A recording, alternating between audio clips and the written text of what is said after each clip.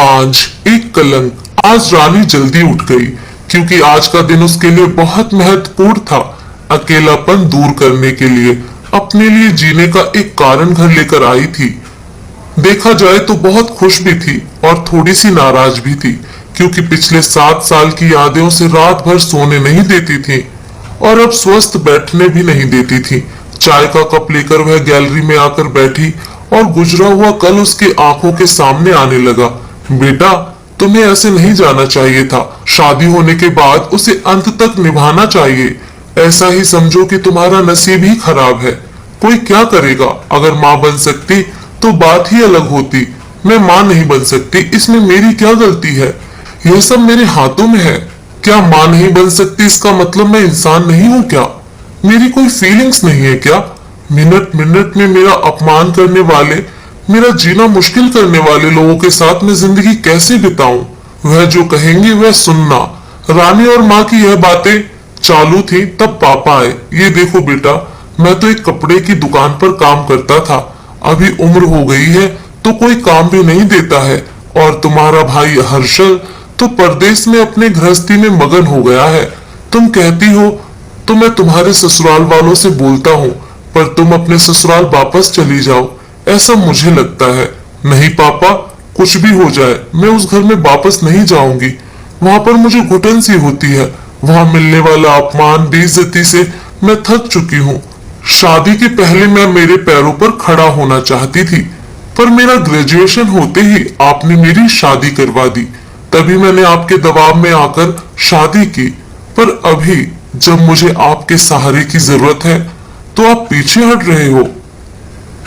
शादी के बाद लड़की ससुराल में ही शोभा बढ़ाती है। मायके में 4 दिन ही रहना अच्छा लगता है रानी। लोग क्या बोलेंगे? शादी मतलब कोई खेल नहीं है बेटा। पापा गुस्से में ही बोल रहे थे। उस घर वापस जाना अब मुमकिन नहीं है पापा।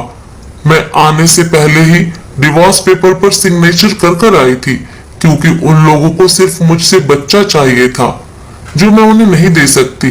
अरे, इतना बड़ा निर्णय लेने से पहले हमें एक बार पूछना तो चाहिए था ना। जन्मदाता है हम तुम्हारे।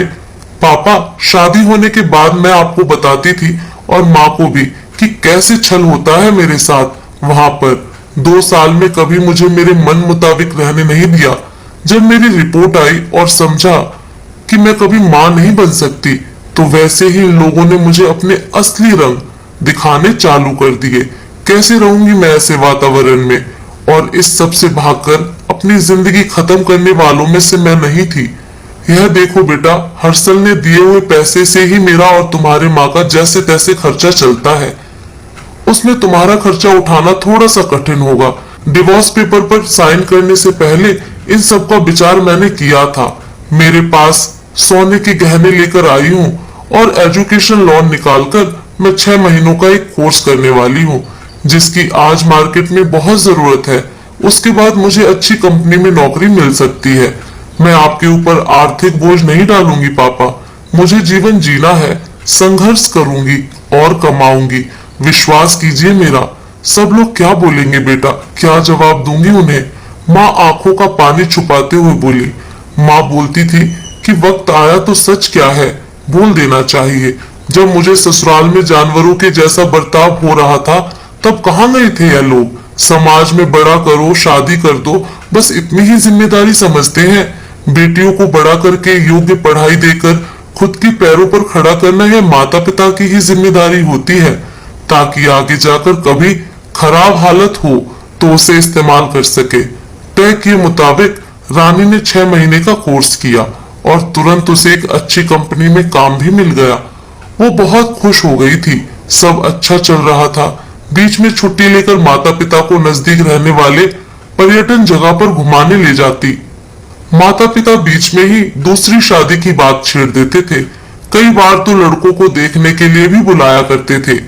एक लड़का तो डिवोर्स हुआ था, तभी उसे स्वीकारने के लिए तैयार थे, पर पहली शादी ने ही इतने दुख दिए थे कि दूसरी शादी के लिए उसका मन तैयार नहीं था। ऐसा कितने दिनों तक अकेली रहोगी? जब तक हम दोनों हैं तब तक ठीक है, पर हमारे जाने के बाद तुम्हारा क्या होगा? सोचा है क्या कभी? उम्र भी कितनी छोटी है तुम्हारी अभी। ऐसा उसके पापा उसे समझा रहे थे। माँ पापा, आप दोनों मेरी शादी का विचार करना बंद कर दीजिए। आप दोनों को खुश देखकर मैं खुश होती हूँ। मेरे दोस्त सहेलियां है ना मेरे साथ, क्यों करनी है दूसरी शादी भला? इतना आसान नहीं है बेटा। एक उम्र के बाद अकेलापन खाने के लिए दौड़ता है, माँ बोली। सच हुआ उनका ऐसा बोलना, सच हुआ उनका ऐसा बोलना। आगे 2 साल में पहले माँ और 6 महीने में ही पापा का निधन हो गया। रानी अब अकेली हो गई। हर्षल भाई और उसकी पत्नी आए और साथ में चलो बोलकर औपचारिकता की, पर मुझे उनके साथ जाकर वापस बोझ नहीं बनना था। मदद के वक्त मेरे साथ खड़े रहो, इतना बोलकर मैंने उनको जवाब दिया।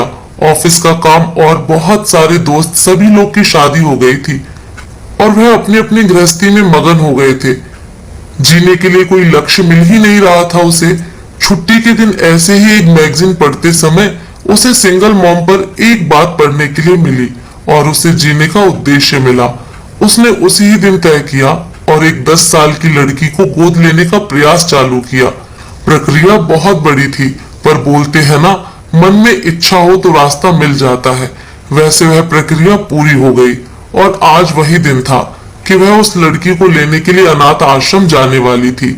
उस लड़की को घर लाकर वह मां नहीं बन सकती, इस सोच पर और उस पर होने वाले सभी आरोपों को मिटा देना चाहती थी। तभी उसने निश्चय किया कि लड़की को बहुत पढ़ाऊंगी, खुद के पैरों पर खड़ा करूंगी और फिर शादी करवाऊंगी। तो दोस्तों, आपको ये कहानी कैसी लगी कमेंट करके जरूर बताएं।